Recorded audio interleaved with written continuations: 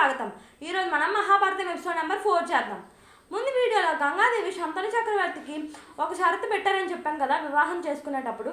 అప్పుడు ఆ షరతుని విడిచి శంతను చక్రవర్తి అతన్ని గంగాదేవిని ప్రశ్నిస్తారు. గంగాదేవిని ప్రశ్నించగానే గంగాదేవి అప్పుడు ఒక స్టోరీ చెప్తారు. అంటే అక్కడ వెనకాల జరిగే స్టోరీ చెప్తారనమాట. అదేంటంటే వశిష్ఠ మహర్షి వల్లనే శాపం వల్లనే నేను ఈ బిడ్డలందరినీ నదిలో విడిచిపెట్టాను అని చెప్తారనమాట. నువ్వు నా బిడ్డలందరికీ కారణమయ్యావు కాబట్టి పుట్టుకకి నువ్వు స్వర్గం ప్రాప్తిస్తుంది నీకు అని చెప్తారు. గంగాదేవి చెప్తారు. అప్పుడు గంగాదేవి ఆ బిడ్డను పట్టుకొని మాయమైపోతారు. ఆ బిడ్డని నేనే పోషించి పెద్దవాడిని చేసి నేను నీ దగ్గరకు అప్పచెప్తాను అని చెప్పి మాయమైపోతారనమాట. ఆ బిడ్డ ఎవరంటే భీష్ముడు అనమాట. ఇప్పుడు భీష్మ ప్రతిజ్ఞ గురించి మాట్లాడుకుందాం. అప్పుడు శంతను చక్రవర్తి దేవవ్రతుని అంటే భీష్ముడు దేవవ్రతుని రాజ్యాన్ని అప్పజెప్పి అతను అడవికి వెళ్ళిపోతారనమాట. అడవిలో విహారిస్తూ ఉంటారు. ఒకరోజు అడవిలో విహారిస్తూ ఉండగా అతను యమునా నది దగ్గర ఒక మంచి వాసన వస్తుంది అనమాట. ఆ మంచి వాసన అతని శరీరానికి ఎంతో హాయి కలిగిస్తుంది. వెళ్ళి యమునా నది దగ్గరికి వెళ్ళి చూస్తే అక్కడ ఒక కన్య ఉంటారనమాట. అప్పుడు శంతను చక్రవర్తి అంటారు, నేను నిన్ను పెళ్లి చేసుకోవాలనుకుంటున్నాను అని అంటారు. నా తండ్రి దాసరాజును మీరు వెళ్ళి అడగండి, పెళ్లి చేసుకుంటానని చెప్పి ఆయన అడిగితే అప్పుడు దాసరాజు దగ్గరికి వెళ్ళి ఇతను అడుగుతారనమాట శంతను చక్రవర్తి, ఏమని నేను మీ కూతురిని పెళ్లి చేసుకోవాలనుకుంటున్నాను అని వెళ్ళి అడుగుతారు. అడగగానే అతను అంటారు, నాకు ఏమీ అభ్యంతరం లేదు, అందరి కూతురికి ఎలా పెళ్లి చేస్తారో ఒక తండ్రిగా నేను కూడా అలాగే నా కూతురికి పెళ్లి చేస్తాను, కానీ ఒక షరతు పెడతాను. ఏంటంటే నీకు ఆల్రెడీ ఒక పెళ్ళి అయింది కదా, ఫస్ట్ పెళ్ళి.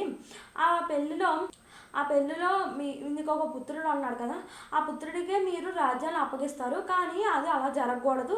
ఏం జరగాలంటే నా కూతురికి పుట్టిన కుమారులే నీకు రాజ్యానికి అధిష్ఠించాలి అని చెప్పి షరతు పెడతారు.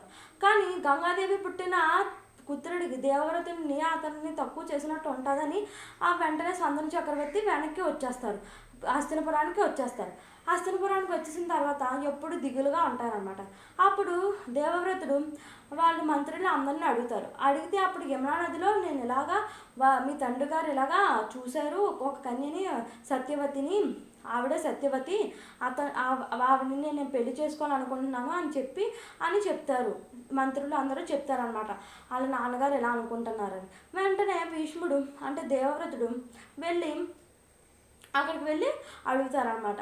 ఏమని ఆ దాసరాజు దగ్గరికి వెళ్ళి వెంటనే అడుగుతారు, ఇలా మా నాన్నగారిని ఇలాగా మీ కూతురికి సత్యవతి గారికి ఇచ్చి పెళ్లి చేయాలనుకుంటున్నాము అని చెప్పి అనుకుంటారు. కానీ అతను చెప్తారనమాట షరత్ అతనికి కూడా చెప్తారు, దేవవ్రతుడికి కూడా. ఏమని నా కుమారుడు నా కూతురికి పుట్టే కుమారుడే ఈ రాజ్యానికి పాలించాలి అని చెప్పి షరతు పెడతారు. షరతు పెడితే అప్పుడు వెంటనే భీష్ముడు అంటే దేవవ్రతుడు ఏమంటారంటే మళ్ళీ అతను అంటారనమాట దాసరాజు, ఏమని నీకు కూడా కొడుకులు పడతారు కదా, ఆ కొడుకులు కూడా ఊరుకోరు కదా, ఆ రాజ్యాన్ని నా కుమార్తె యొక్క కుమారులకి ఇస్తే అని చెప్పి అంటారనమాట. అప్పుడు భీష్ముడు అంటారు, ఒక ప్రతిజ్ఞ చేస్తారు భీష్ముడు.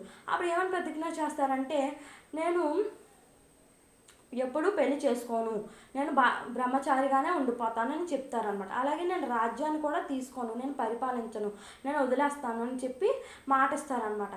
ఆ మాట ఏంటో కాదు, భీష్మ ప్రతిజ్ఞ అని అంటారు. అయితే శంతను చక్రవర్తికి సత్యవతి గారికి కలిపి వివాహం చేస్తారనమాట, పెళ్లి చేస్తారు. చేసిన తర్వాత శంతను చక్రవర్తికి అలాగే సత్యవతి గారికి 2 కుమారులు పడతారు. వారే విచిత్రవీరుడు, చిత్రాంగుడు. విచిత్రవీరుడికి ప్రథమ భార్య అయిన అంబికకు కుమారుడు పడతారు, వారే ధృతరాష్ట్రుడు. అలాగే విచిత్రవీరుడికి అలాగే రెండో భార్య అయిన అంబాలికకు ఇంకో కుమారుడు పడతారనమాట, వాళ్ళే పాండురాజు. పాండురాజుకి పుట్టిన కుమారుల్ని పంచపాండవులు అని అంటారు. 5 కుమారులు పడతారు, వాళ్ళే పంచపాండవులు అని అంటారు. అలాగే ధృతరాష్ట్రుడికి పుట్టిన 100 కుమారులను అంటే 100 కుమారులని కౌరవులు అని పిలుస్తారు. అయితే సత్యవతి గారి దగ్గర మంచి సువాసన వస్తుందని చెప్పాను కదా, ఆ సువాసన ఒక వరం వల్ల వస్తుంది అనమాట. ఆ వరం ఇచ్చింది ఎవరు అనేది మీరు కామెంట్స్లో చెప్పండి. అంతవరకు సెలవు. Thank you for watching.